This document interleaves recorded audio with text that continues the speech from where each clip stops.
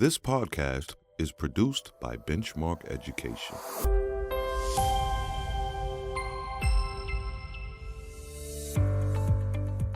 In this episode of Teachers Talk Shop, the science of dyslexia. I'm Kevin Carlson, and this is Teachers Talk Shop. We know now so much more about what this thing is called dyslexia. We do know that early identification and early intervention is so important. That is Dr. Jan Hasbrouck. She is an educational consultant and author whose research in areas of reading assessment, coaching, and second language learners has been published in numerous professional books and journals. In fact, she is the author of Conquering Dyslexia, a guide to early detection and intervention for teachers and families, a book from Benchmark Education's PD Essentials line. While the research on dyslexia is still evolving, much of it is solid and clear. Dr. Hasbrouck's experience with it is both professional and personal. Recently, author and educator Patty McGee spoke with her about that research, some myths around dyslexia, and the need for strong, systematic phonics instruction to help students with dyslexia. Here is Patty with Dr. Jan Hasbrouck. Jan, thank you so much for joining us today. My pleasure, Patty. Maybe you could start with the importance of foundational skills and dyslexia. Yeah. Well, yes, just that term foundational kind of says it all, doesn't it? Those skills that we think about, and there could be some professionals here who specialize in that, either as practitioners or researchers. There might be some nuanced discussion about that, but in general, there's a lot of evidence around the certain components around phoneme awareness and phonics and how those two things need to work together to help our students learn words that then move into context that we feed in their language and their background and their knowledge of grammar and syntax and semantics and vocabulary. And we want to pull all of that together. We can think about the amazing Scarborough's rope as a visual, pulling all those things in and weaving them tightly to fluent reading that we hope has motivation for students too, that they love to read at the end of all this process. That's not something we have a whole lot of control, but we do have a lot. We as practitioners, as educators, have a lot of control about how our students acquire those foundational skills. And there's a certain number of children. We don't know the exact number. There's theories around 50, 60% of children with minimal guidance and instruction are going to acquire those essential foundational skills so they can get launched in reading and do all the wonderful stuff that we know is ahead of them because they'll be readers. But that leaves 50%, 40% or so who are going to need more from us, more thoughtful, planned instruction, not just activities, but thoughtful instruction around those foundational skills. So we don't, and we never will have the exact number or proportion of the population that we would call dyslexic.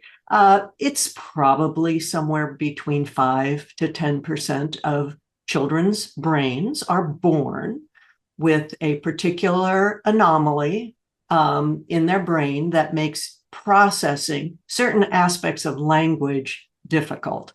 And because of that anomaly, acquiring those foundational skills, or at least some of those foundational skills, is particularly difficult.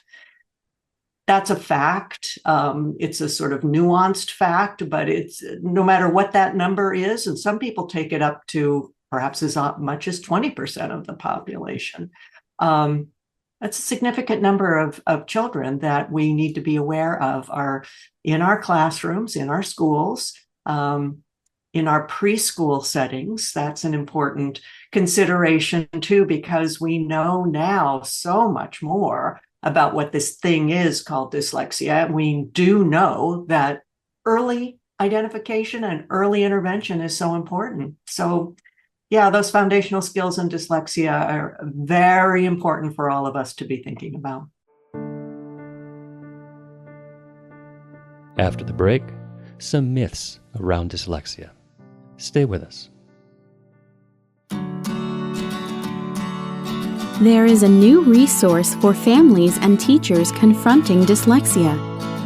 Conquering Dyslexia by Dr. Jan Hasbrouck. In it, she shares the instructional approaches that work best and the most current information for parents so they can advocate for their children and communicate effectively with educators. I have 2 children, one of whom has dyslexia. I understand the difficulties that dyslexia presents around reading, writing, and spelling. I do hope that conquering dyslexia will be helpful to you, whatever role you play with a child with dyslexia. Conquering Dyslexia is available now at pdessentials.com. Go teach brilliantly. I've heard you talk about dyslexia is hard for any student. And there are ways to make it easier.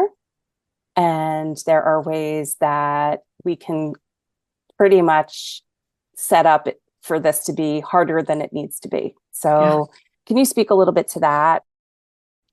What we've honed in on, I think, and the research is still coming. I attended a webinar last Friday from someone who's doing research in the role of visual processors with children with dyslexia. I don't think there's anybody anymore that believes that dyslexia is a visual problem. It's where we started over 100 years ago. That was the theory, because we didn't have all these abilities to look at the brain and how it's functioning. So we've honed in on the way brains process auditory aspects of spoken language. And it's the spoken language that's translated into print for most of us. If you're blind, then we're going to use a different symbol system. But for most of us, the symbolic representation of spoken language is print. And for the most part, our students with dyslexia don't have any problem with the visual aspects. It's the auditory. So where we make it easier for children, and again, starting as early as possible, there are appropriate things that we can be doing with 3-year-olds and 4-year-olds to help activate and support the activity of the brain that does that auditory processing of sounds. And for a 3 or a 4-year-old, that would be very game-like activities, all those wonderful things that parents kind of do naturally, of reading rhymes and stories, nursery rhymes and those kinds of things, and playing word games with their young children. That can all be very helpful, because those are foundational skills to the foundation of reading that once we get them in kindergarten, we can really start doing more systematic and explicit instruction. But focusing in on that aspect while we're still doing all the things we should do for every reader, which is that background knowledge and the vocabulary and talking to the children, stimulating their language. Most children with dyslexia don't have any problem with those kinds of things and should be completely immersed and stimulated and provided all the opportunities in the language part. It just is sort of mind-boggling about what that anomaly is like, but because they hear language, but it's getting down to the individual phoneme, the individual sound in a word. Like we take the word mud, which has 3 different sounds in it. We don't even need to think about that very often unless maybe we're spelling it. But that's the problem that our children with dyslexia have primarily. They can have extra. Some of these kids are challenged with lots of other things going on. But when parents and teachers suspect that their child may have those kind of struggles, and parents might think of that because some of their older children may have had problems with that, or they themselves, because we understand for often dyslexia runs in families. So if they've got an older child in school who's struggling and they have a 2-year-old or a 3-year-old at home, they might that might trigger their thinking about what are some things we could do so that we make that child's pathway into school easier. Yes.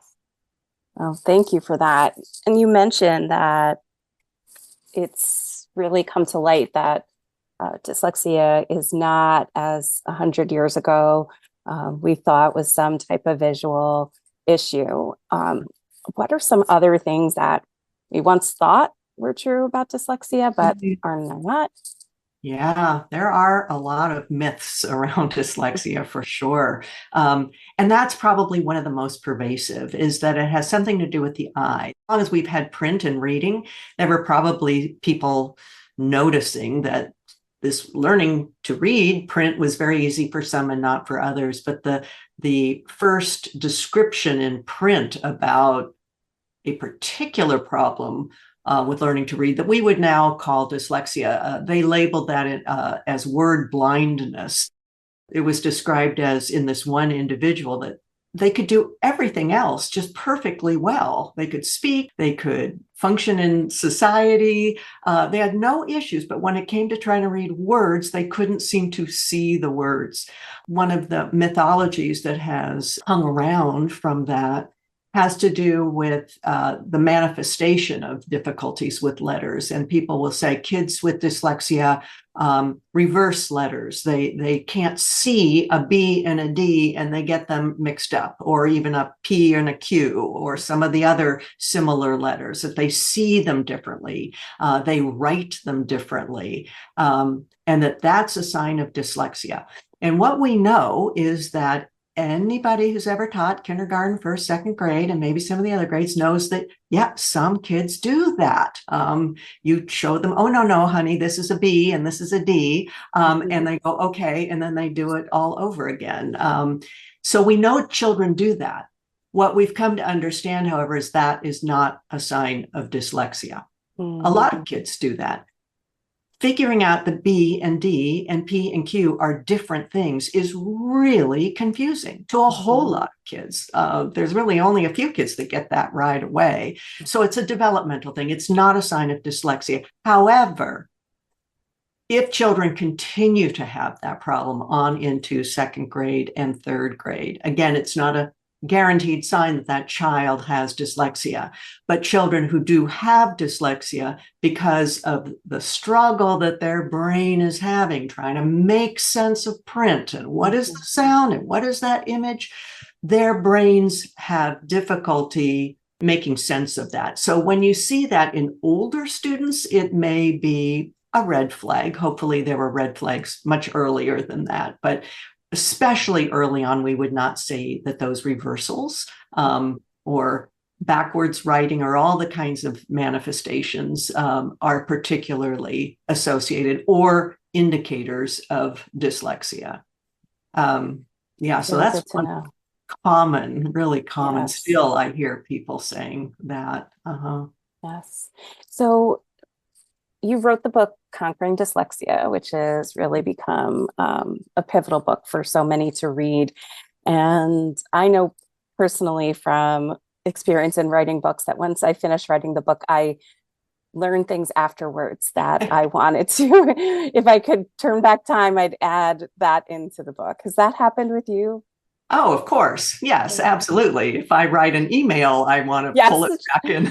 True, but specifically with Conquering Dyslexia. Yeah. Anything? Patty, thank you for asking that. Yes, of course. There are ways that I've written certain sentences and things that I would change, particularly is simply because we know a lot about dyslexia, but we're still learning about dyslexia. So I think there are aspects in the book where I said things a little too firmly. We know these things. And I think it's much more accurate always in this complex sciences of reading that you mentioned, that body of evidence is continuing to grow and evolve. And there's nothing in the book, however, that I would say I got totally wrong and we need to change. Yeah, no. I wasn't thinking that it's more, either. No, but it's more nuanced stuff. We are like that webinar I attended on Friday. I was taking notes about the contribution of visual challenges that some children do have, and some of those children with visual challenges also have dyslexia. How does that manifest, and what are some things? And the presenter was saying it's a very small percentage of we don't know because it's early research, but we've got to be open to those kinds of things. Probably one of the major things I do hope to get to change in the book is that I did use a visual in there, Nancy Young's ladder of reading. And that's what it was when I wrote the book. It was the ladder of reading. Nancy, being someone who pays a lot of attention to the evolving body of knowledge developed by researchers, has changed her infographic to be now the ladder of reading and writing, and some of the other aspects about the infographic have changed a little bit. So I would very much like to use her updated version. She does make her infographic available online, so anybody who's interested in the advancements on that infographic can go to her website at nancyyoung.ca, I think is what it is. CA being Canada. So that's one of the things that I would like to change. And it would push us all to remember that when we are teaching reading, that writing is the companion of reading. So instructionally, she's definitely moved her that infographic into a correct area. And I did address writing to a certain extent in the book. In terms of instruction, we need to be teaching reading and writing as companions of each other. Those are some of the things I would address. Yeah.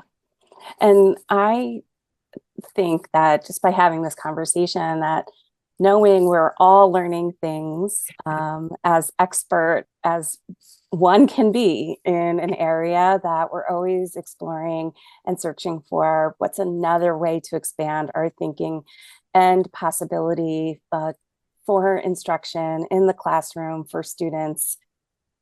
It's something as professionals will never, ever stop doing. So I appreciate your insights that even add on to the brilliance of Conquering Dyslexia and some new thoughts that you're having since publication. After the break, Dr. Jan Hasbrouck gets practical. Stay with us.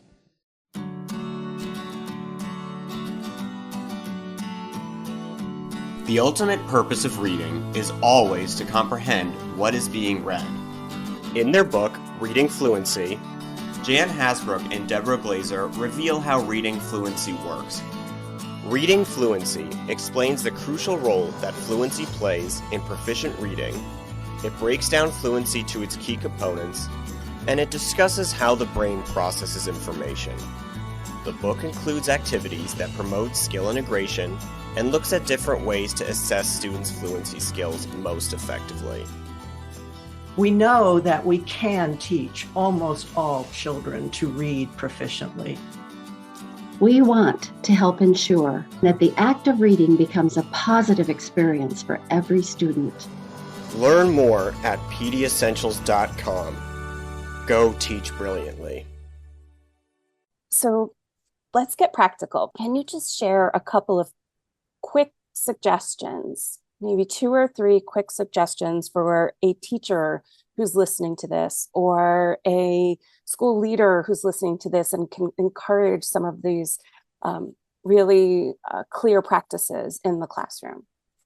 Oh, I sure would love that opportunity. And I think I will start just by saying that is really another one of the when we talk about how to teach our students with dyslexia, that is another one of the pervasive mythologies that is held over for about 100 years now, that those children need to learn to read and write differently than other children. What we've learned is that that is not true. The more we learn about this incredibly complex process of learning to read, the evidence just keeps coming in that there's really only one way that a brain is going to be reorganized, because that's what has to happen. We reorganize our brains in order to become literate.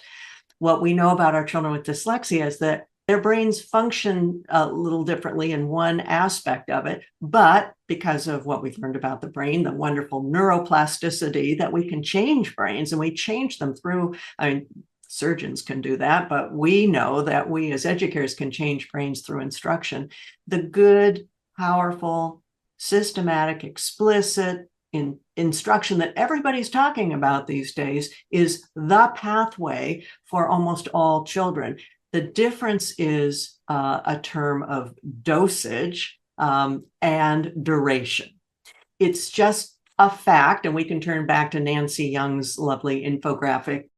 The whole purpose of the infographic is to demonstrate visually that climbing this ladder, becoming a reader, which is a process for everybody, is very, very, very almost mysteriously easy for some children.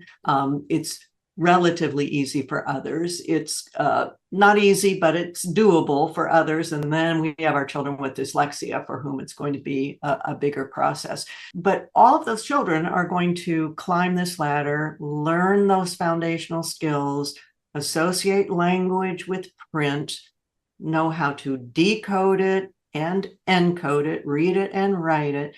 The process is basically the same. The systematic instruction, we have a plan. Let's teach letter sounds before we ask them to try to read words. That's a good sequence. And within those letter sounds, there's some that are much easier to pronounce and much more useful than others. We're going to get a lot more out of A and M than we are about Q and Z. So that's a systematic decision. Let's teach some things before others. And then the explicitness is to make sure that students know what it is I want them to learn. I show them how to do it. We practice it together, and then they have opportunity to practice it on their own. And it's really there. That's the difference for our children with dyslexia, is that the level of explicitness in terms, and especially in terms of that dosage and duration of the step of let's practice it together. I'll be right there with you. And this could be in a small group of children. It doesn't have to be one-on-one. Some of our children with dyslexia are very blessed and very lucky to have the privilege of a tutor, which is often hired by a parent out of their own pocket, and that's done after school situations. But we can take all of that and put it in classrooms. And I do want teachers to know, and leadership and administration, that they don't need to go buy a different program. They don't need to train their teachers in a whole different way of teaching. What we want them to know is that good, systematic, explicit, well-designed instruction is going to work for all of their children, no matter where they are on the continuum of ease. But the children with dyslexia are going to need a whole lot more. And that's going to take not only good training and knowledge and support for those teachers, but we have to look at the school day. We have to look at schedules and things like that, because those children are not going to learn. They're going to need more time. They're simply going to need more time and more practice. How are we going to do that? We can't just say, okay, no recess, no lunch, right, no art, no music. We can't do that. So we do have to, work together. We have to meet the needs of all of our children, including our students with dyslexia. And we can do this. There are schools that have figured this out, but it takes a real good knowledge of what really is involved, and a commitment to looking at some of those challenges around time and schedules and all of that. Absolutely. Well, Jan, you've given us a lot to think about, and you are reminding us of just the importance of foundational skills, a systematic phonics instructional plan for every student, and how even more essential that is for those who are learning with dyslexia and are also able to do the things that a lot of times there have been these myths around that you've shed light on that tell us that we believe this one set of things that just aren't true any longer. And knowing that we have what we need at our fingertips, as long as we make sure that these foundational skills are getting the attention that they need, it's dose and duration, as you were saying.